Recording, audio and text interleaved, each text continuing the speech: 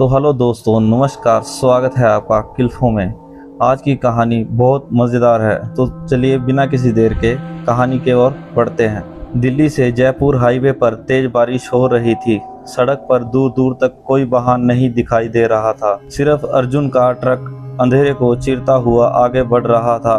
अर्जुन एक अनुभवी truck driver था, लेकिन उस हाईवे पर एक मोड़ ऐसा था जिससे वो पिछले 3 सालों से रात में कभी नहीं गुजरा, क्योंकि उसी मोड़ पर उसकी मंगेतर पूजा की एक सड़क हादसे में मौत हो गई थी। उसी रात अर्जुन ने पूजा से वादा किया था कि वो उसे लेने आएगा, लेकिन वो देर से पहुंचा। पूजा अकेले बस में बैठ गई और कुछ ही दूर बाद बस का भयानक एक्सीडेंट हो गया। तब से अर्जुन हर दिन उसी बात को पछतावा करता रहता है, लेकिन आज उसके पास कोई दूसरा रास्ता नहीं था। जैसे ही ट्रक उस बदनाम मोड़ के पास पहुंचा तो अचानक हेडलाइट टिमटिमाने लगी और इंजन अपने आप बंद हो गया। चारों तरफ गहरा सन्नाटा छा गया। तभी अर्जुन की नज़र सड़क के किनारे खड़ी एक लड़की पर पड़ी।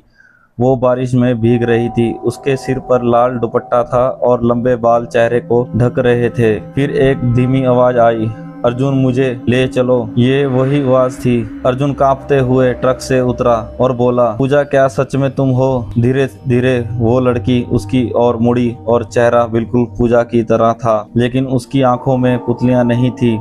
चेहरा खून से सना हुआ था। वो मुस्कुराई और बोली, तुम बहुत देर से आए अर्जुन।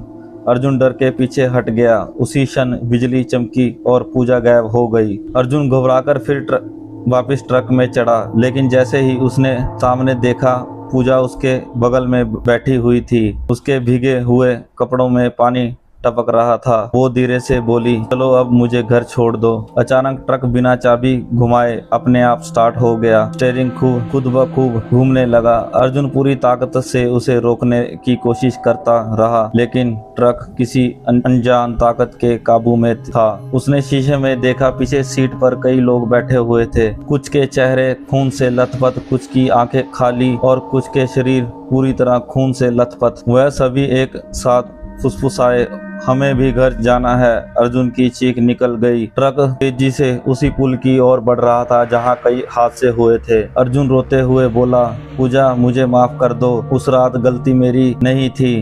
कुछ पल के लिए पूजा शांत रही, फिर उसके चेहरे पर एक अजीब डरावनी मुस्कान फैल गई। अब बहुत देर हो चुकी है, पूजा बोली, अब हम कभी अलग नहीं होंगे। अगले ही पल ट्रक रेलिंग तोड़कर पुल से नीचे गिर गया। तो दोस्तों, इसका नेक्स्ट पार्ट कल आएगा। नेक्स्ट पार्ट देखने के लिए इस चैनल को सब्सक्राइब करना ना भूलें।